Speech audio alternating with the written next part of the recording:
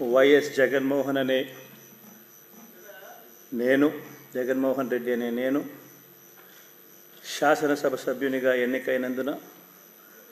శాసనం ద్వారా నిర్మితమైన భారత రాజ్యాంగం పట్ల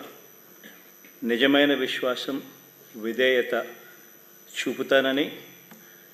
భారతదేశ సార్వభౌమాధికారాన్ని సమగ్రతను కాపాడుతానని, నేను స్వీకరించబోయే కర్తవ్యాన్ని